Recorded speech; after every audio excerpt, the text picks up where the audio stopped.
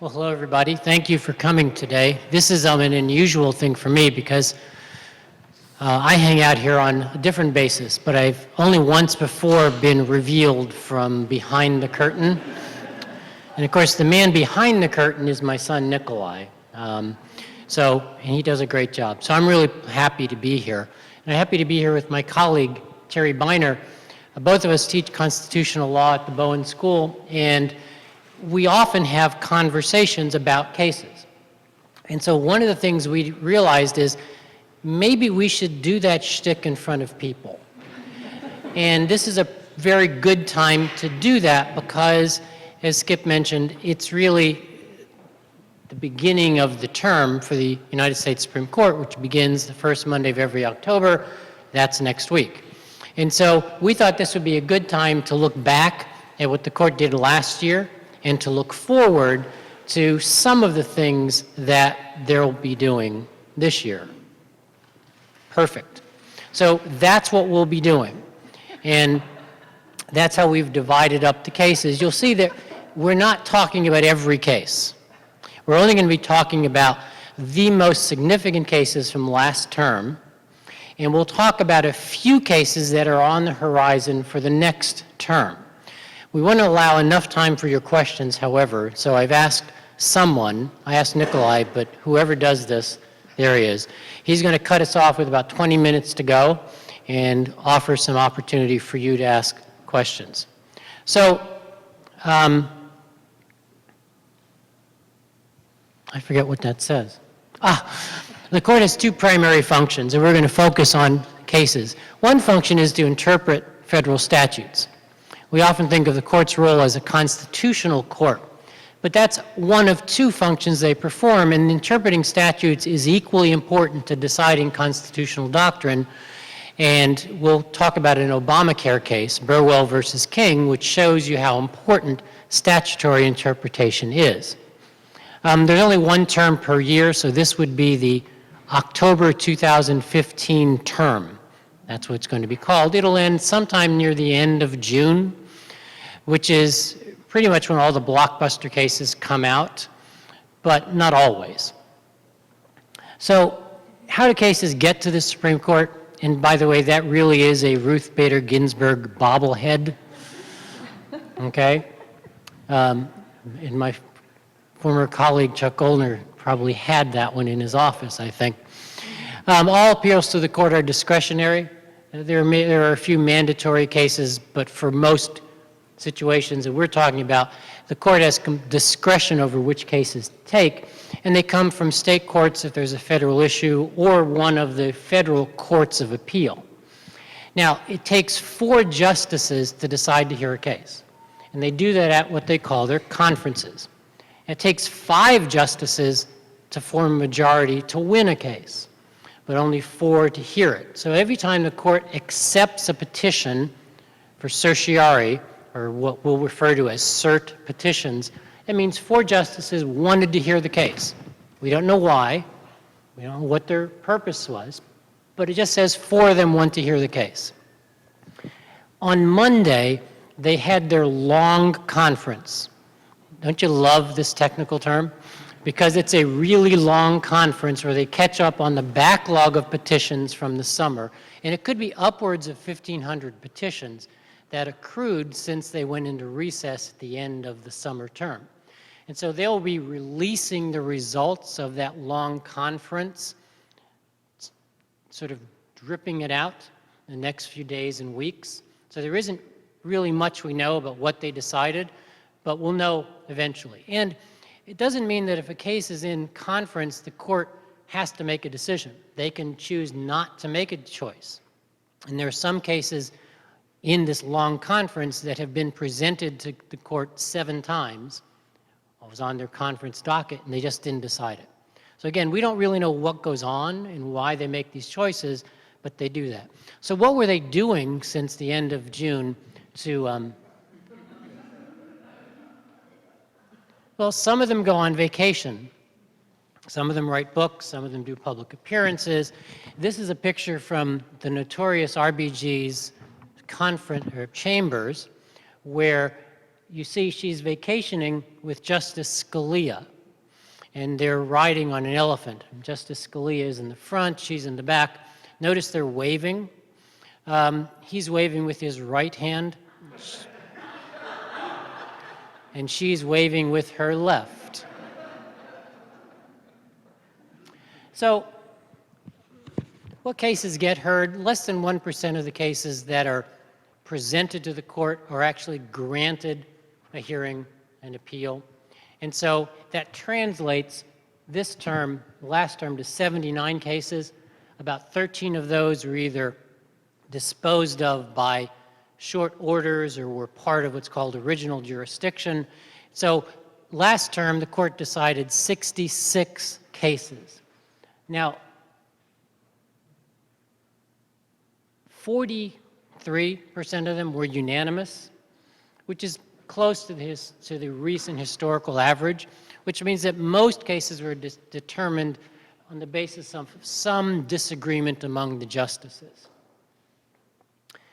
It's great to be Anthony Kennedy, okay? Because he was in the majority 95% of the time. So essentially, if you get him on your side, you get a really good chance of winning. And in close cases, he was in the majority 14 out of the 19 close cases, those with 5-4 votes. Now, interestingly, Justice Breyer was in the same number of close cases, but most people agree that in the controversial cases, winning Justice Kennedy wins your case. He's going to be the swing vote. So, if you're interested, there are some good sources of general information. The Legal Information Institute at Cornell has a nice website with the cases. They do previews. The SCOTUS blog is for real nerds, and it's everything you could possibly want to know. They also live stream the decisions themselves, and they're usually ahead of the game. And when the first Obamacare decision was released 2 years ago, the networks were all reporting that the Obamacare statute was unconstitutional, but they weren't paying attention. SCOTUS blog got it right and actually paid attention and said, no, it's constitutional as a tax. So if you want the best information, go to them first, okay? So that's just the basic background. Let's start with the first case, and that's Obergefell versus Hodges. So we're going to start with the blockbusters of the last term, the 2014-15 term. And of course, Obergefell versus Hodges is one of those. This is the court's same-sex marriage decision, where the court recognized the right of same-sex couples to get married. At this point in time, it was legal for same-sex couples to marry in 16 states. 11 states had enacted laws that permitted those marriages, and 5 had done it by judicial decision. So we have 34 states out there that do not recognize same-sex marriage, including Arkansas at the time this case comes down. One of the things thematically, if you looked at here's what we're going to talk about. One of the thematic things I'm going to be talking about is who are the plaintiffs in these cases? Who are these cases about? And just particularly in Obergefell, who the plaintiffs were was very important. This is a 5-4 decision written by our swing voter, Justice Kennedy, and he plays up who these plaintiffs are. It is a key part of the way he argues this case, quite frankly, is to acknowledge the situations of the individual plaintiffs. So I'm going to actually take a few minutes here and talk about what makes a good plaintiff in a United States Supreme Court case, because these folks do. Up on the screen here is actually James Obergefell, the plaintiff in the Ohio case, with his partner, John Arthur. They are actually on a plane, actually I think it was a medevac helicopter, on a tarmac in Maryland. They were in Ohio. There was no recognition of same-sex marriage. John was about to die. He has Lou Gehrig's disease, ALS, and of course this is a progressive disease that eventually does result in death. And they decided they wanted to get married before he passed away. They couldn't get married in Ohio, so they actually flew to Maryland and got married on the tarmac in an airport in Maryland, and then returned back to Ohio, where subsequently John died 3 months later. James sued because he wanted to be the spouse of record on the death certificate of John. What a great set of plaintiffs. What a sympathetic case. Likewise, April DeBoer and Jane Rouse were co-plaintiffs in the Michigan case. These two women were nurses who had adopted 2 sons and 1 daughter. The daughter and the sons, one of the sons had special needs. One of the children required around-the-clock care. But yet in Michigan, they weren't allowed to get married. And actually, they weren't allowed to adopt children. In Michigan, they didn't only allowed opposite-sex couples to adopt or or foster. So they couldn't adopt their children. Only one of them could adopt each child, which of course would cause problems should one of them pass away, or if there was a medical emergency with a child and the actual mother who wasn't the adoptive mother had to make medical decisions. She wouldn't be permitted to. So they sought relief because their unmarried status under Michigan law created all kinds of uncertainty in their lives and the lives of their children. Finally, one more plaintiff worth noting was Army Reserve Sergeant First Class Dick Ho and his partner, Thomas Kostura. These were co-plaintiffs in the Tennessee case. In 2011, Sergeant Dick Ho received orders to deploy to Afghanistan. Before leaving, he and Thomas went to New York to get married. New York was a state that did recognize same-sex marriages. When Dick Ho returned almost a year later, they relocated to Tennessee, where he was working full-time for the Army Reserve. Their lawful marriage under New York law was not recognized in Tennessee. Therefore, for all intents and purposes, they weren't married in Tennessee, but when they went to states that did recognize same-sex marriages, they were. And they wanted their status decided once and for all. So you can see how sympathetic these plaintiffs are. Well chosen. And we're going to see less well-chosen ones down the road. Let me jump in and say that this is not a new thing. Okay, Brown versus Board of Education had 5 different plaintiffs carefully chosen to represent the range of segregation in border states, in southern states, in sort of deep south states. So this is actually a technique more or less pioneered in that era of civil rights and test case litigation in Brown. And you will see occasionally, if the court doesn't talk about the plaintiffs, it's because it's going to rule against them. Okay, so here we have Kennedy using the plaintiffs and their very sympathetic cases as examples of why it is we're going to allow these folks to get married in states that don't recognize same-sex marriages. Justice Kennedy, of course, writing for his 5-justice majority, held that the states could not deny same-sex couples the right to marry, and instead, and also that out-of-state marriages needed to be recognized in those states that at that point didn't recognize same-sex marriages. So it did both, but one naturally extends from the other. He did so using 2 basic constitutional principles, the Due Process Clause and the Equal Protection Clause of the 14th Amendment. Recognizing the right to marry, which, by the way, had been recognized before, most notably in Loving versus Virginia, the case that overturned miscegenation laws, laws that didn't allow interracial marriages. So this is, from Kennedy's standpoint, a natural extension of Loving and subsequent cases that also recognize the right to marry for inmates and the right to marry in a case that involved a father who was denied the right under Wisconsin law because he couldn't pay for child support on the children he already had. They actually were denying the right to marry on that basis. So the court was pretty consistent in its right to marry jurisprudence. However, Kennedy went a little bit farther. He grounded much of his analysis in dignity and in the individual autonomy, sort of a right to make personal choices about one's private lives.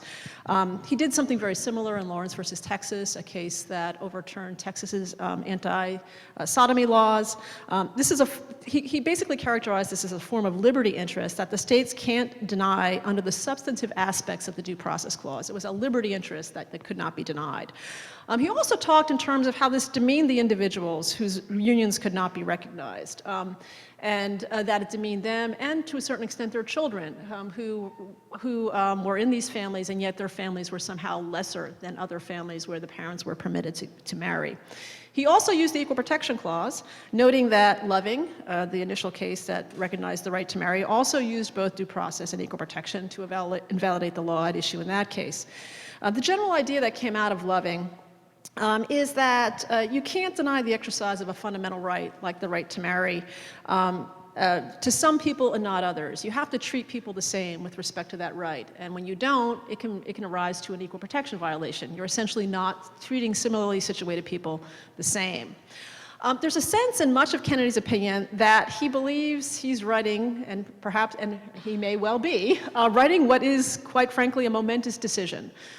He spends a lot of time and effort with very poetic flourishes. Some would say pretentious. Some might say pretentious. If you read the last paragraph of his decision, I mean, it's a very dramatic flourish about the importance of marriage and how it affects people. So there's a very, I think he definitely has a sense that he is as much trying to convince people and write for posterity as much as he's really just trying to decide a case in a straightforward manner that's in front of him.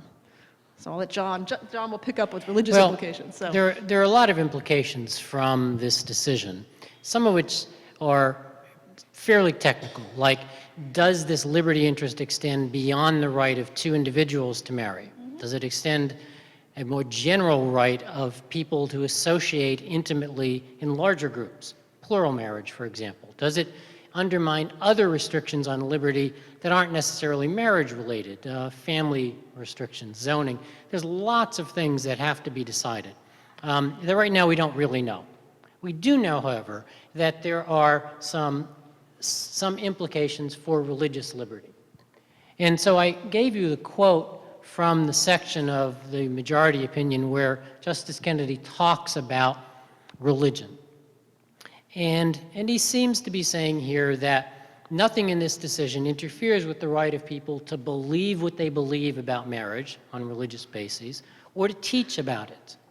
That in fact, the First Amendment's religion clause protects that.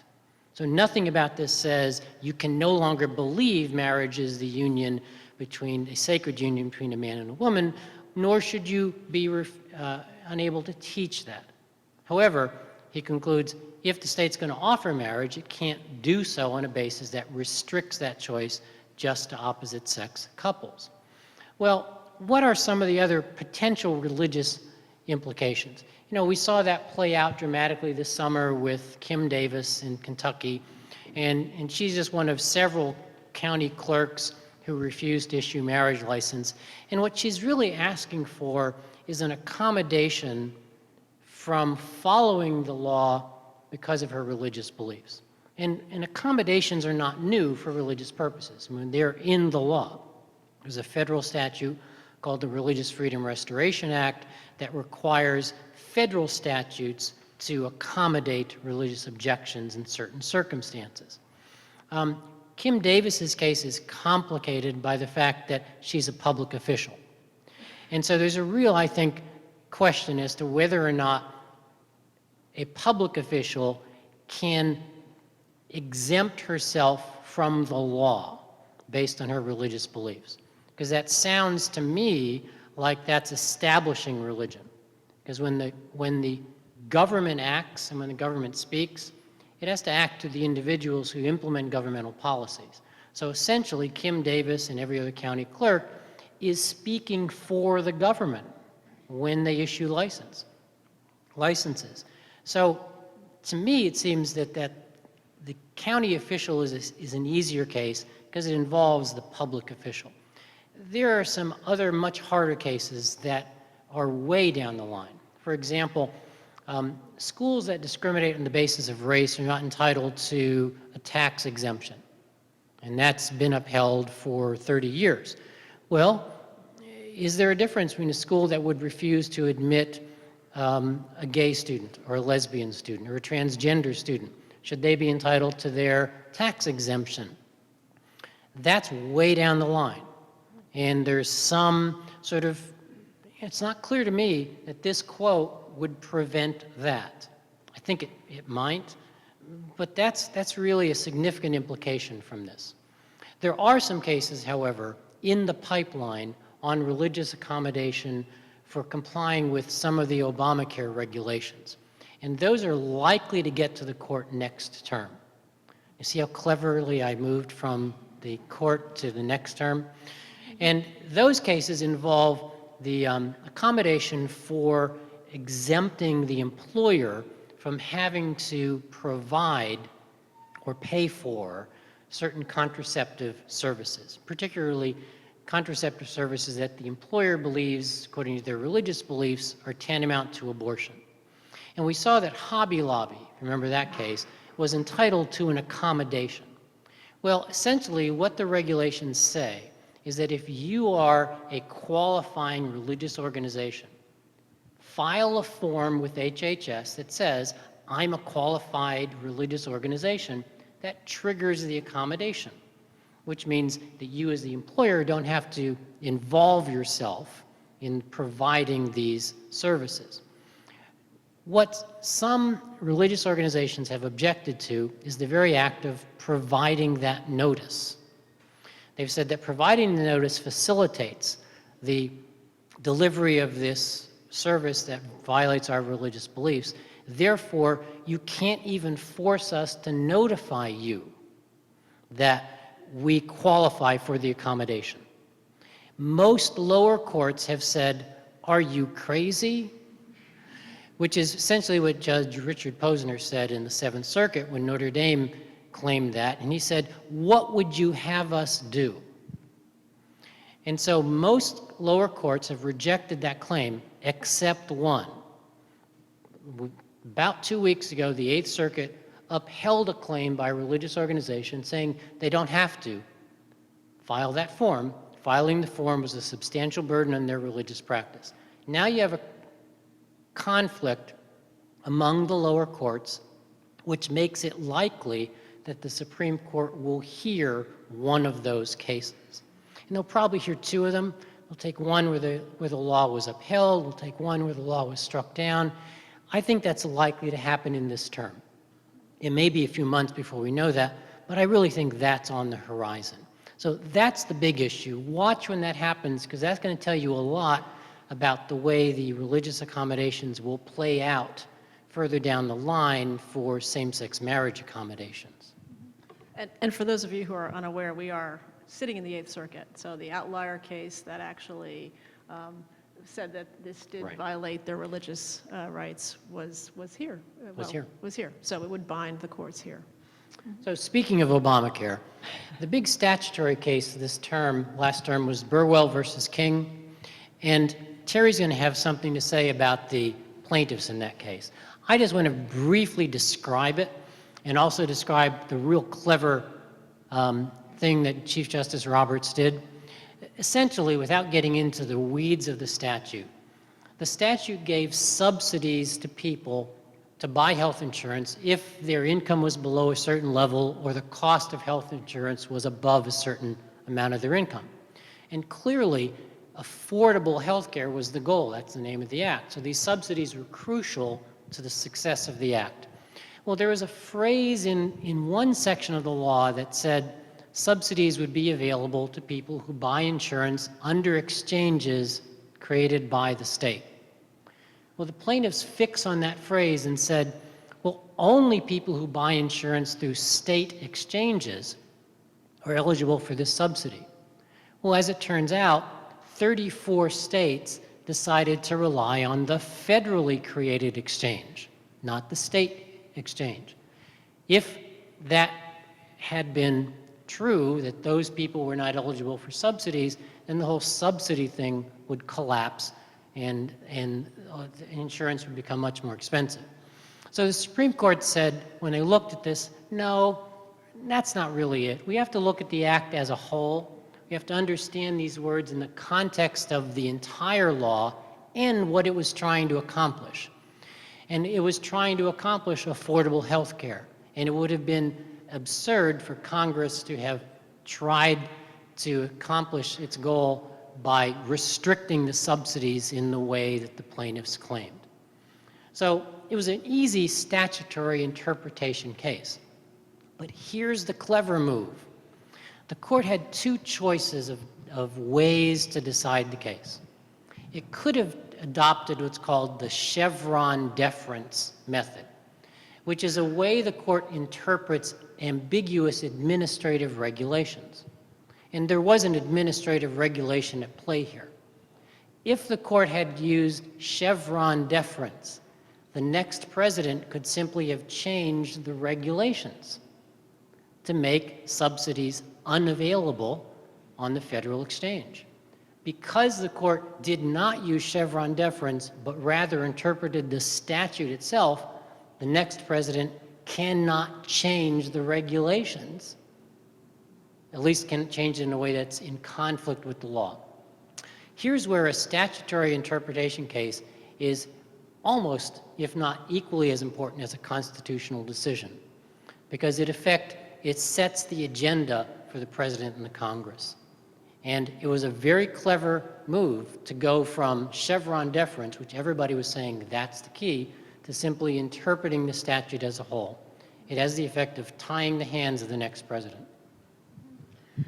And which was very clever, because again, the Obama administration backed the position that this did include the federal exchanges. So an administration that's less Obamacare friendly could just come in and change that interpretation, and those people in those 34 states would no longer get their subsidies because of the deference that's given to administrative agencies. Do you want to talk about the plaintiffs? I'm going to talk about crazy plaintiffs. Okay, so, okay. So let's think about this. Who's going to challenge this law? Okay, people are getting tax credits. They're getting subsidies. You need to find somebody who's going to come in and say, I don't want a tax credit. I want to pay more. I mean, when's the last of us who, for example, would give up our mortgage deduction on their taxes? You needed to find somebody who would do this. So it was pretty hard to find somebody who had some damage here, and here's how they did it. This is a pretty clever way to do this. The Affordable Care Act, of course, as you know, has the individual mandate. Everybody has to have health insurance, whether you buy it privately, you buy it with a subsidy, or you are part of the Medicaid program, you have to have health insurance. There's one little exception.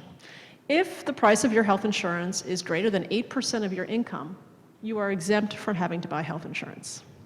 So what these plaintiffs in this case had to argue was, because they were getting a tax subsidy, the price of their health insurance was less than 8% of their income. Had they not gotten the tax subsidy, it would have been more than 8% of their income, and therefore they wouldn't have to buy health insurance at all. Okay, so I don't know how they found those people.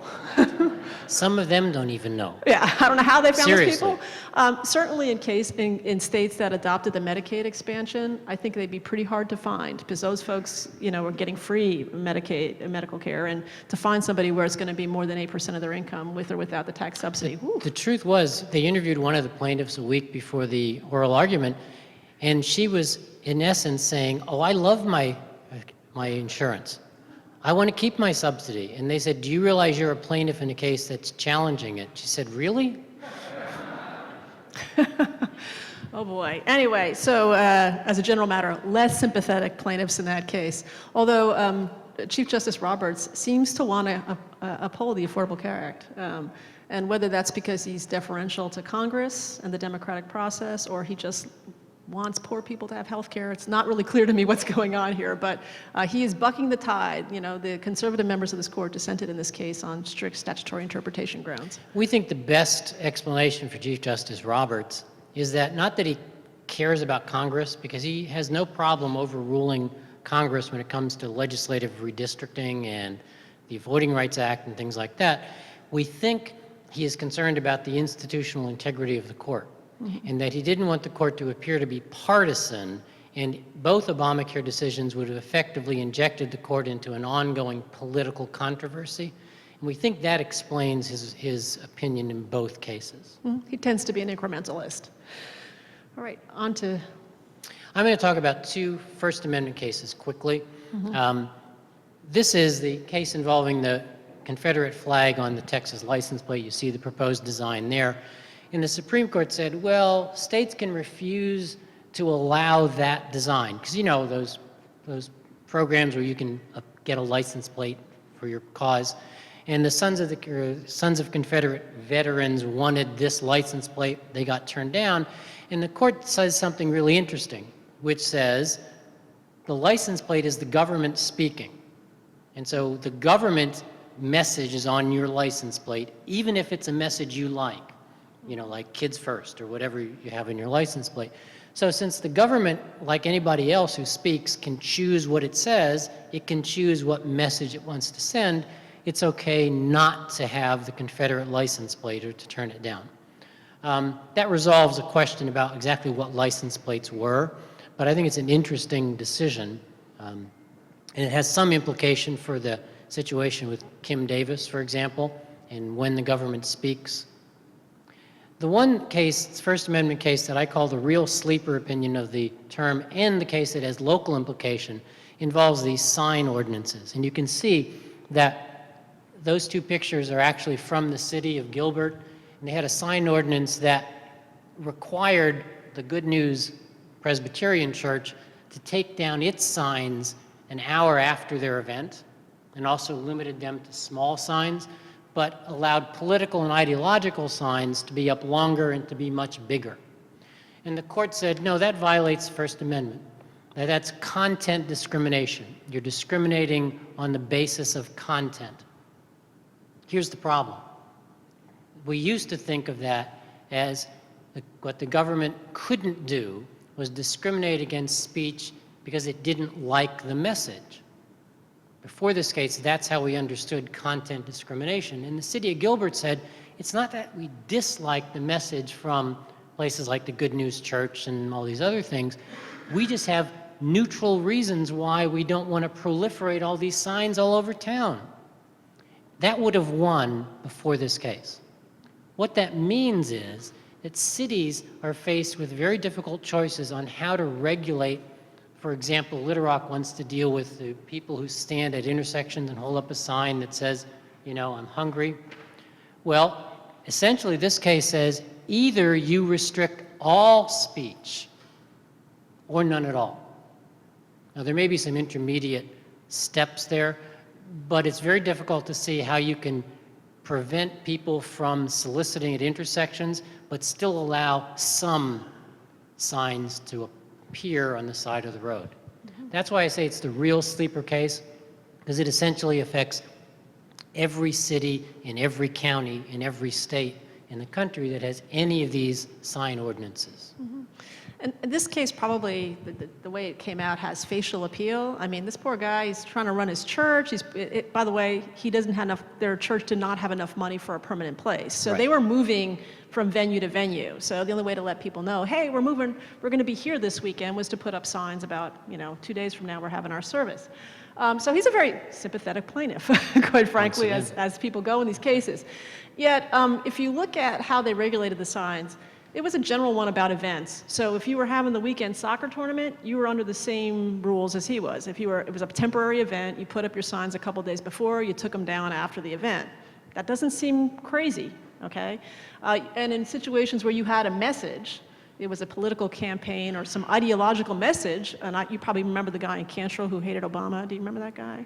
Yeah. He had his signs up in his front yard. If you had a message, then you could leave it up, okay? And there's good reasons to make those distinctions in speech.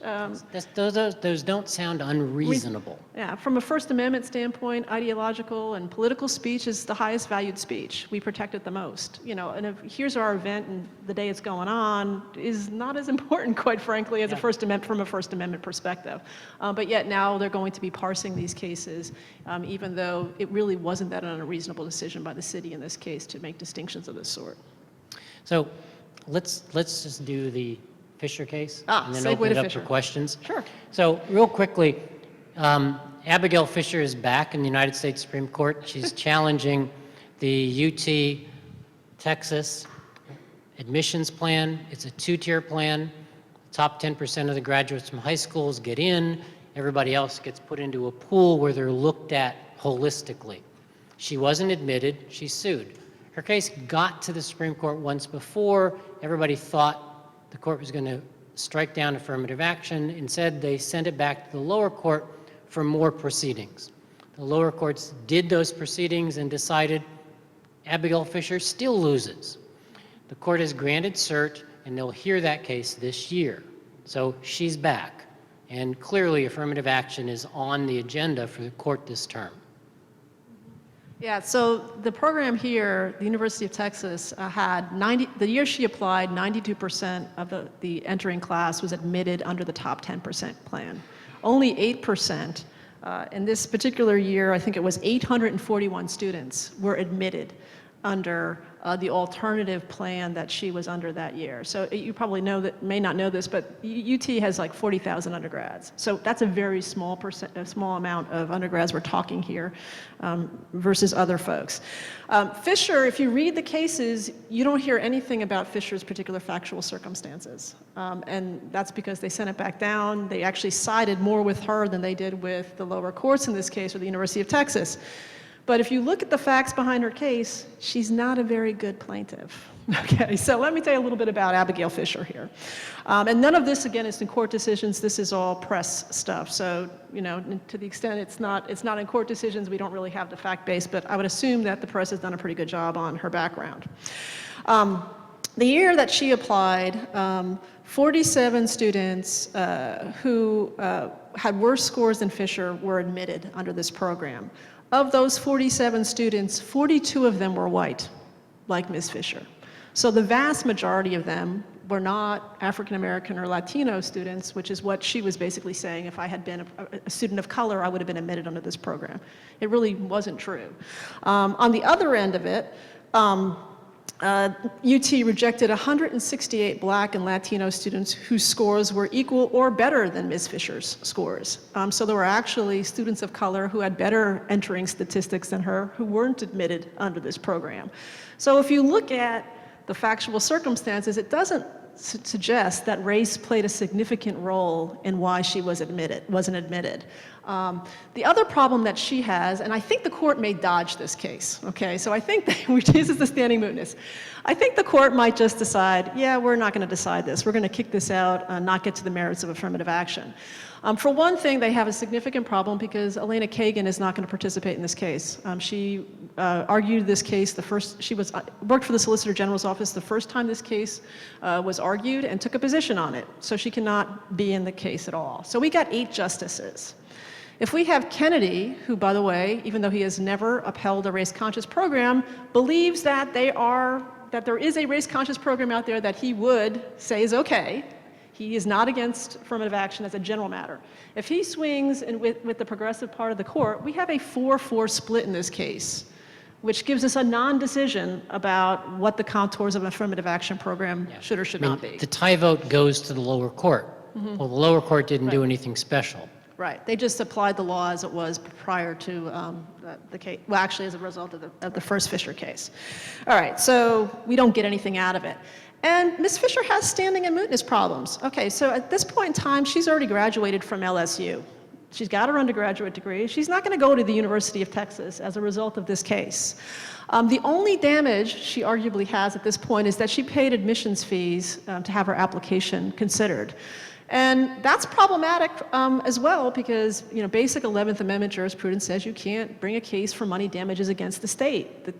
The court can't award her that relief. So what exactly can the court do for her at this point that would have a meaningful impact on her case?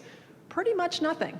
Okay, I mean, it's not going to change her outcome at all. She's not going to come back to the University of Texas. So either on mootness grounds or standing grounds, the idea that there's no injury for the court to redress, the court could easily dodge this case on the merits. Should it become clear that there's not going to be a result that's going to be meaningful to the justices. And it's thought the justices who want to strike affirmative action as unconstitutional are the ones who wanted the cert grant in this case. If it's not going their way, they may dodge the merits of this case altogether. And I think here you may find Chief Justice Roberts, who says, if we're going to do something momentous, let's do it in a case with good facts. Let's not do it in a case where you can charge us with being partisan because we just picked somebody who happened to be there. So I think he's likely to also say, let's hold off here, folks, because there are other cases that are coming our way. Okay? I think that's fair enough. So do you want to talk, how much time we have left? Well, how about some questions? Yeah, let's do questions.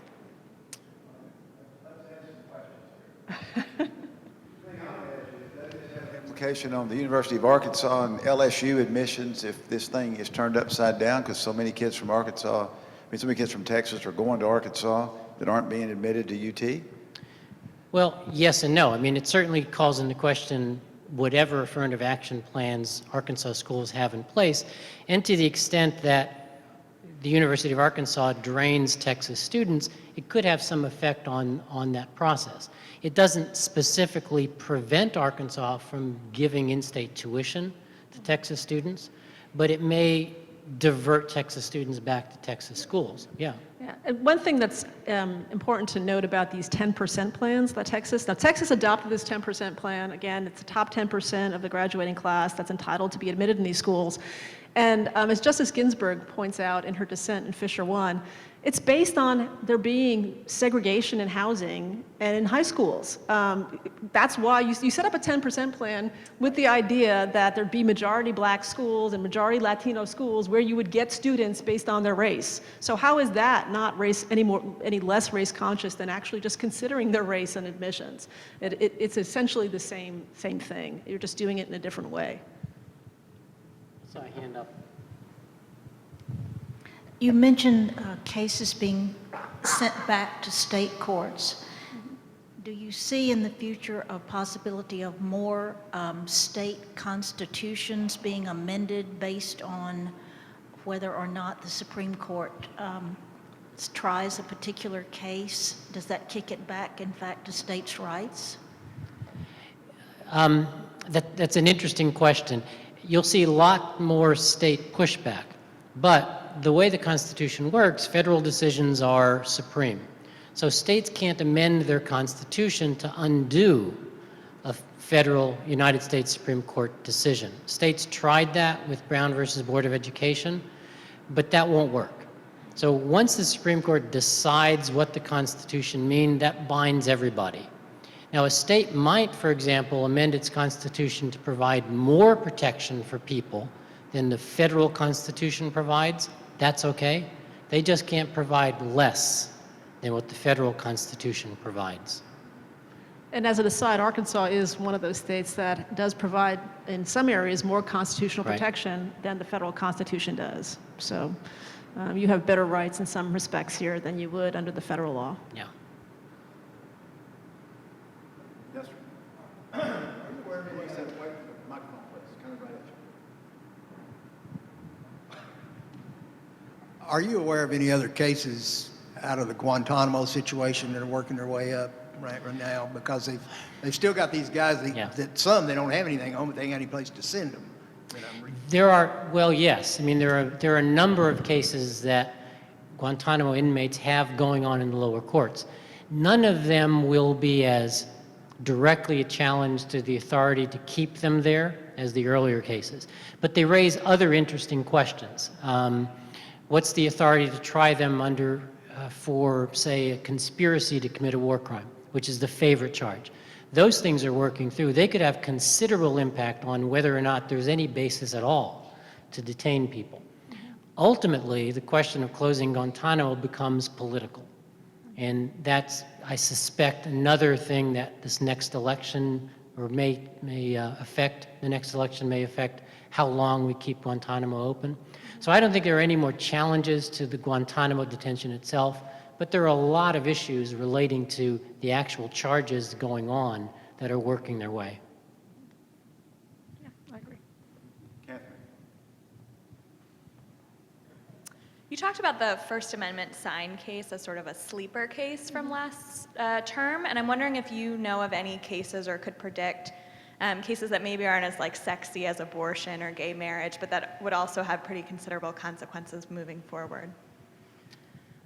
Well, they haven't granted cert, and they've only granted cert in 34 cases thus far for this particular term, so we'll probably see about 40 or 50 more. But there are some, and I know this falls in the sexy area, but there's some potential abortion cases out there. In particular, the Fifth Circuit itself is kind of split within the circuit on restrictions on abortion that go to whether doctors have to have admitting privileges in a local hospital in order to be able to perform abortions in abortion clinics. The courts in the Fifth Circuit, one panel in the Fifth Circuit struck such a law in Mississippi. It basically had the effect of putting out of business the only abortion clinic left in Mississippi. But another panel of the Fifth Circuit upheld such a restriction in Texas. Now, Texas has more clinics, so it didn't force people to go out of state, but Texas is a big state, and there could be big sections of it where it's effectively unavailable. Part of the reasoning on the Mississippi case was that it did make you have to go out of state, essentially, to have an abortion, and that basically created an undue burden, which is the current standard the court's using in those cases. So we may see them doing something with abortion. They haven't granted cert yet, but those are lingering out there. And here's what I would call the sleeper abortion case, and that is a case that is brought challenging a state's 20-week limit on abortions, called the Pain-Capable Abortion Bill, which prohibits abortions past 20 weeks. Typically, prior to that case, abortions could be prohibited from viability, which is around 24 weeks. I think what the 20-week case, the reason I call it a sleeper case, is that it allows the court the opportunity to say, well, 20 weeks, 24 weeks, what's the difference? If we as the state are expressing our profound respect for the life of the child and the integrity of the medical profession, we can ban gruesome procedures. And if a child is capable of feeling pain at 20 weeks, then we can ban it. We see that's an incremental pullback. And there's the sleeper, because once you allow that analysis in, where you say, well, if it's gruesome, we can ban it. Well, by definition, every abortion is gruesome to some degree, just like every surgery is gruesome to a certain degree. So there's the sleeper in the abortion cases, I think. There may be some other sleeper cases with legislative redistricting at the lower courts, how states draw their district lines. It's not clear whether the court really wants those cases, but if they take them, those could be big cases. Yeah, there's an interesting one about out there about how you count voters, or how you count people for purposes of redistricting. Do you count it based on people who can vote, registered voters, or just pure population?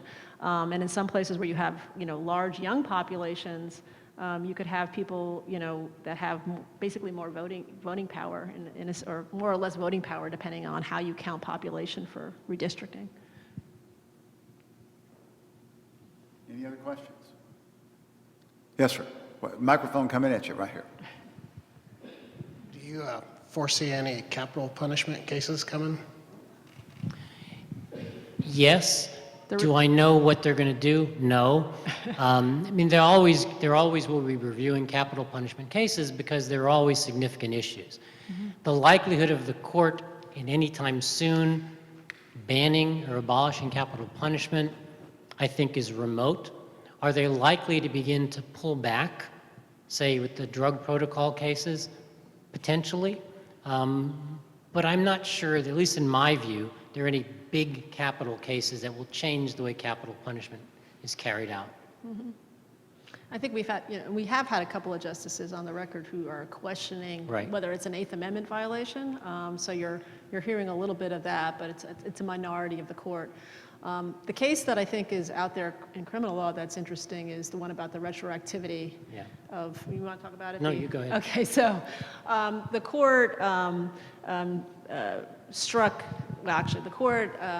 in cases where people were convicted under the age of 18 of murder and were sentenced to life in prison, the court basically opened those decisions up to be reconsidered, that you can't put somebody who's a minor in prison for life without considering the fact that they're a minor, and you can, somebody who's 16 may be a good person down the road, okay? We're not fully formed human beings at that point. So there's a case pending about the retroactivity of that, which could potentially open up thousands of convictions that are out there and have them reconsider the sentencing in those cases. Well, let me just say that I think that we have started a new tradition.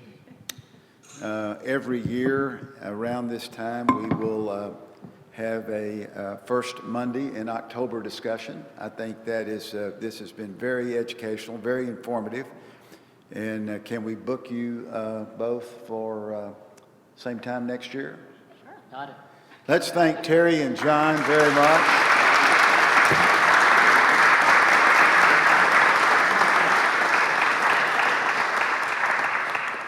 Thank you all for coming, and we'll see you soon.